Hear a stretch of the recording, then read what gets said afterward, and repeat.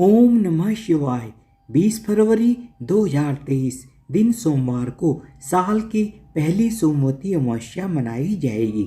इस दिन गंगा नदी और किसी भी पवित्र नदी में स्नान करने का बहुत ही ज़्यादा विशेष महत्व होता है। इस दिन भगवान शिव और भगवान विष्णु की भी पूजा आराधना की जाती है। इस दिन पितरों को तर्पण और दान किया जाता है। हिंदू पंचांग के अनुसार फाल्गुन मास अंतिम मास होता है, इसलिए इस मास में मंत्र जप और तप का बहुत ही ज़्यादा विशेष महत्व होता है। इस दिन सुहागिन महिलाएं पति की लंबी उम्र के लिए व्रत रखती हैं और पीपल के पेड़ की परिक्रमा करती हैं। इस तिथि के स्वामी पितृ माने जाते हैं। इस दिन स्नान दान करने से पितृदोष, काल सर्प दोष से मुक्ति मिलती है। पूर्वजों की कृपा से परिवार में खुशहाली और समृद्धि आती है। 2023 में 3 सोमवती अमावस्या का योग बनेगा। पहला योग 20 फरवरी 2023, दूसरा योग 17 जुलाई 2023 और तीसरा योग 13 नवंबर 2023 को।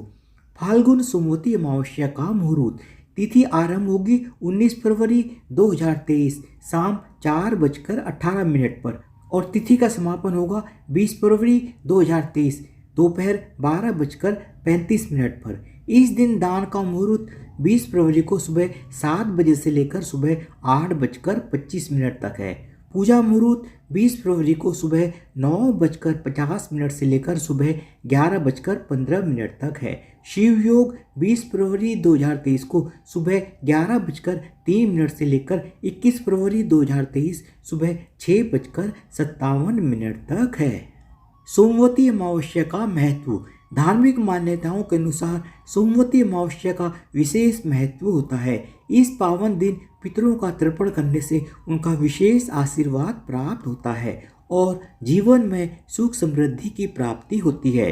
इस दिन पवित्र नदियों में स्नान करने का भी विशेष महत्व होता है। सोमवती अमावस्या के दिन भगवान शिव की पूजा अर्चना करने से सभी मनोकामनाएं पूरी हो जाती है।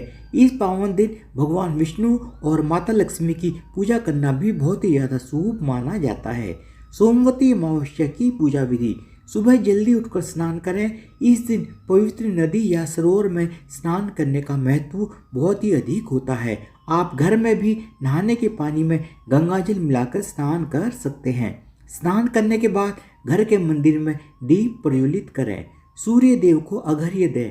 अगर आप उपवास रखते हैं तो इस दिन उपवास भी रखें। इस दिन पितर संबंधी कार्य करने चाहिए।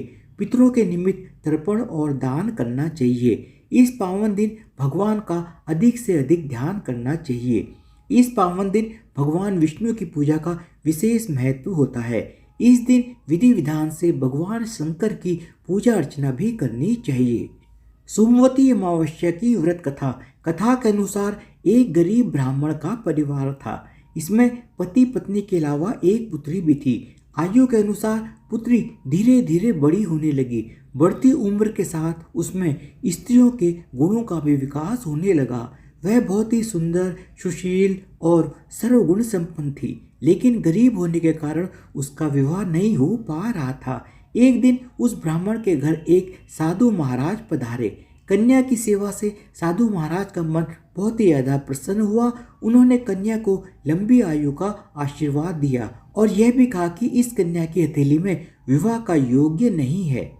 इस बात से चिंतित होकर ब्राह्मण परिवार ने साधु से उपाय पूछा कि कन्या ऐसा क्या करे कि उसके हाथ में विवाह योग बन जाए।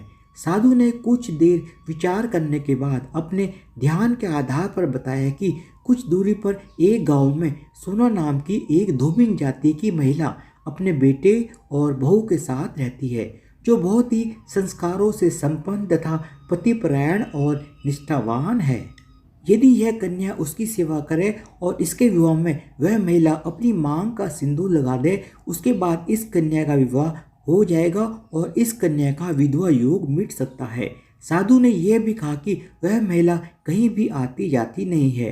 यह बात सुनकर ब्राह्मणी ने अपनी बेटी से धोबिन की सेवा करने की बात कही। अगले दिन कन्या प्रातःकाल उठकर सोना धोबिन के घर चली गई। वहाँ साफ सफाई और अन्य सारे कार्य करके अपने घर वापस आ जाती थी। एक दिन सोना धोबिन अपनी बहू से पूछती है कि तुम तो सुबह ही उठकर सारे काम कर लेती हो और पता भी नहीं चलता। बहू ने कहा, माँ जी मैंने तो सोचा था कि आप सुबह उठकर सारे काम खुद ही कर लेती हैं। मैं तो देर से उठती हूँ। इस पर दोनों सास बहू निगरानी करने लगी कि कौन है जो सुबह ही घर का सारा काम करके चला जाता है। कई दिनों के बाद धोबी ने देखा कि एक कन्या मुंह अंधेरे घर में आती है और सारा काम करके चली जाती है।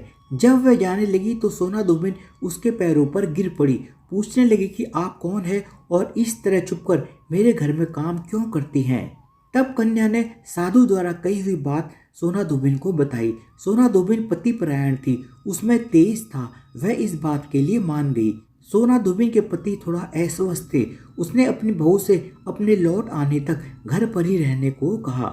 सोना धोबिन ने जैसे ही अपनी मांग का सिंदूर उस कन्या की मांग में लगाया, उसका पति मर गया। उसे इस बात का पता चल गया। वह घर से निर्जल ही चली थी, यह सोचकर कि रास्ते में कहीं पीपल का पेड़ मिलेगा तो उसे बहुरी देकर उसकी परिक्रमा करने के बाद ही जल ग्रहण करेगी। उस दिन सोमवती अमावस्या थी। ब्राह्मण के घर मिले पुए पकवान की जगह उसने ईंट के टुकड़ों से 108 बार बहुरी देकर पीपल के पेड़ की 108 बार परिक्रमा की और उसके बाद जल ग्रहण किया। ऐसा करते ही उसका पति वापस जीवित हो गया। इसलिए माना जाता है कि इस दिन व्रत आदि करने से पुण्य फल की प्राप्ति होती है।